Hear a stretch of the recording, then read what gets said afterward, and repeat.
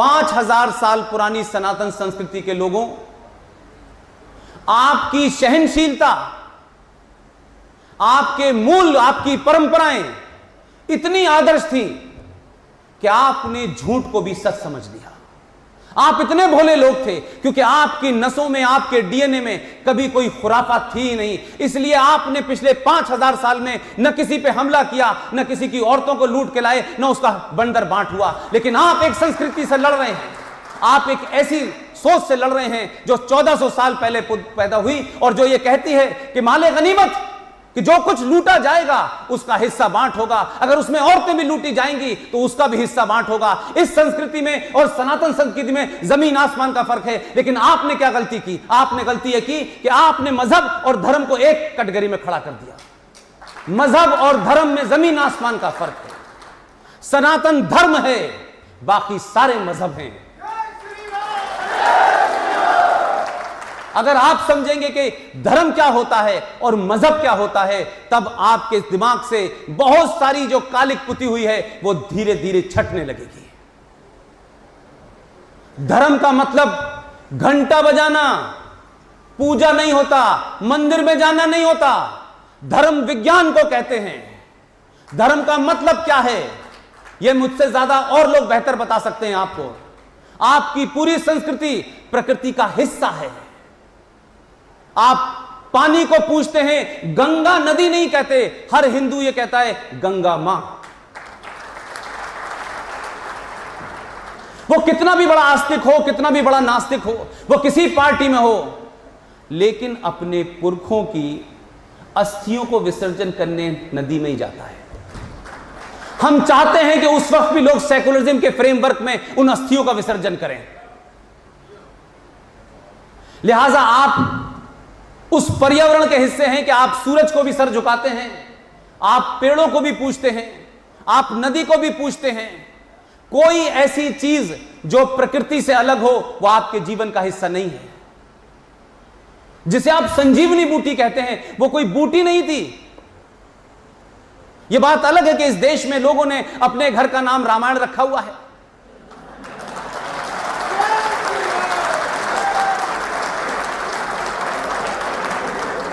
इसलिए सिर्फ नाम रखने से यह बताना कि हम ये हो गए हैं, सिर्फ राष्ट्रवादी होने से काम नहीं चलेगा। राष्ट्रवाद होता क्या है, यह सड़कों पे लोगों को नजर आना चाहिए।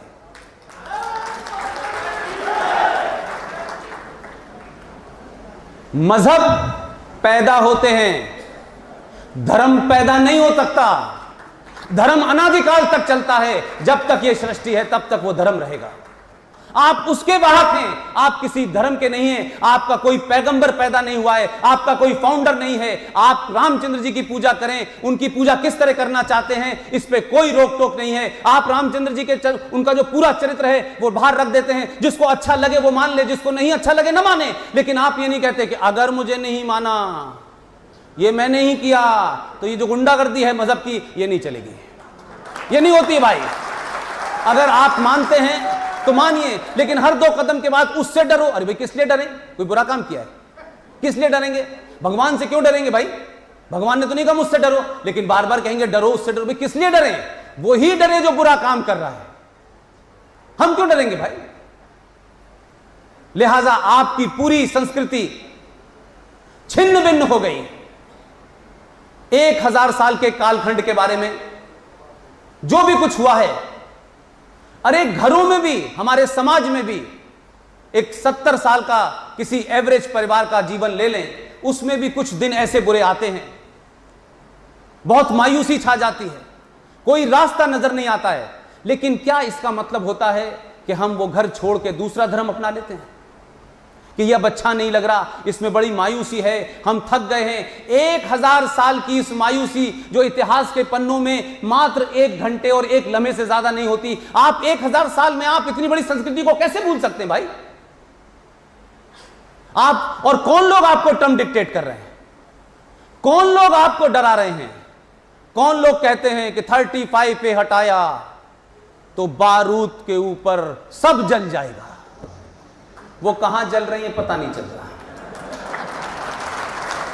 इसलिए मैंने कहा कि आप उस संस्कृति के लोग हैं कि ना तो आपको AK-56 की जरूरत है, ना AK-47 की जरूरत है। एक बार अपनी वापस उस संस्कृति की तरफ लौटिए जहां से आप चले थे। एक बार उसके होने का एहसास कीजिए। ना आपको बंदूक की जरूरत पड़ेगी, ना बारूद की जरूरत पड़ेगी। आप सिर्फ अपने होने पे गर्व कीजिए कि हम हैं कौन। आपको कोई ये नहीं कहना हमें हिंदू राष्ट्र बनाना है, यह कहने की आवश्यकता नहीं पड़ेगी। अभी भी तो किसी ने नहीं कहा कि हिंदू राष्ट्र है, अभी भी कोई देश में कह रहा है, लेकिन कुछ लोगों को डर लगना शुरू हो गया था 2014 के बाद। समय समय पर लगता रहता है।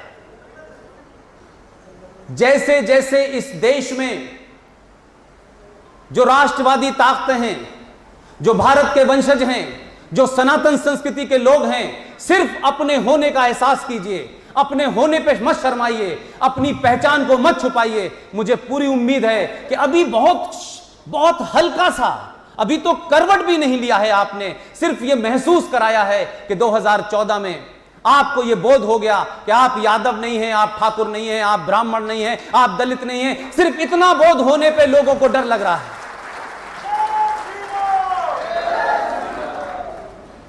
जैसे ही आपने यह तय किया कि 70 साल हो गए हमको, हम इस देश में मेजॉरिटी में हैं, और डेमोक्रेसी में मेजॉरिटी बहुत महत्वपूर्ण होती है, उसी से चलती है।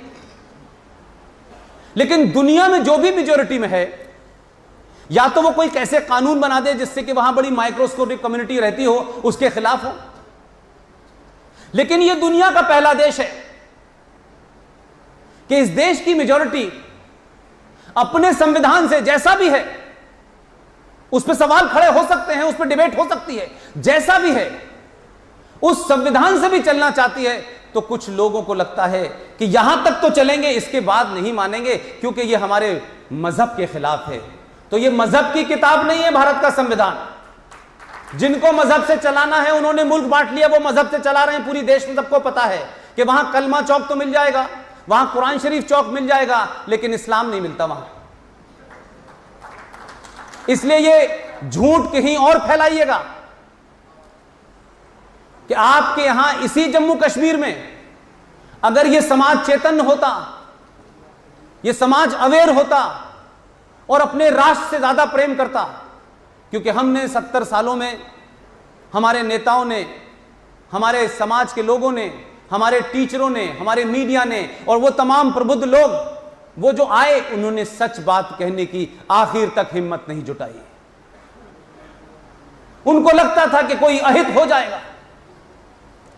मेरी यह अभी तक समझ में नहीं आता है किस लालच में, यह तय नहीं है कि मैं कल जिंदा रहूंगा या नहीं रहूंगा, फिर किस लालच में आपने सही बात कहने से रोका। अगर आप कह देते सच बात तो देश पहले खड़ा हो जाता। नहीं कहा। इस देश में हर आदमी आया, उसने अपना समय पूरा किया और वो चला गया। और जब चला गया, अब न चलने के काबिल हैं, तब उनको ध्यान आया है कि बहुत गलतियां हो गई हैं। उन गलतियों में आप शामिल थे। जब आपको आवाज उठानी चाहिए थी तब आपने उठाई नहीं आवाज, इसलिए आज भारत उस कोड़ को आज तक झेल रहा है। 1986 की घटना आपको इसलिए याद दिला रहा हूं। अलीगढ़ के लोग हैं, यहां से बहुत सारे लोग कार सेवा के लिए गए थे 1992 में। पूरे देश में एक घटना घटी। अब क्योंकि वहां जो धाराएं थी जो इस्लामिक जिहाद को पनपा रही थी, जो वहां एक इस्लामिक स्टेट को मजबूत करने में 70 साल से लगी हुई थी, अब वो हटी हैं। तो देश को पता है, लेकिन मुझे इस बात का दुख है कि उस खबर के बारे में भी, उस दौर के बारे में भी अगर आपने थोड़ा सा पढ़ा होता तो 1990 को, 19 जनवरी 1990 को जम्मू कश्मीर की धरती से कृषक ऋषि के मानने वाले, उनकी संतानें जो मूल निवासी थे, वो उनको अपने कश्मीर को छोड़ने पे मजबूर नहीं होना पड़ता। लेकिन हमारी खामोशी, क्योंकि हमारे अंदर ये घर कर गया है कि क्या फर्क पड़ता है, शर्मा जी का घर जल रहा है तो मेरा ठीक है, जब मेरे घर पे बात आएगी तब मैं देखूंगा। इस मानसिकता ने इस देश के अंदर ऐसे लोगों को पनपा दिया। आप सबको पता होगा राम जन्मभूमि का ताला कब खुला था? याद करिए, राम जन्मभूमि का ताला कब खुला था? 1986 की घटना आपको याद है। प्राइम मिनिस्टर कौन था उस जमाने? और उस वक्त कांग्रेस पार्टी का कौन सा लीडर था जो जम्मू कश्मीर का चीफ मिनिस्टर था? इसीलिए मैं कह रहा हूं, दो बातें आपको याद है, तीसरी मुझे याद है। उस वक्त जम्मू कश्मीर का मुख्यमंत्री कांग्रेस का आदमी था जिसका नाम था मौला मुफ्ती मोहम्मद सईद। आपको पता है जम्मू कश्मीर में क्या हुआ? उस घटना का एक के बाद एक ट्रायल हुआ जम्मू कश्मीर में। जम्मू कश्मीर के मुख्यमंत्री मोहम्मद सईद की देखरेख में 500 मंदिर तोड़े गए थे।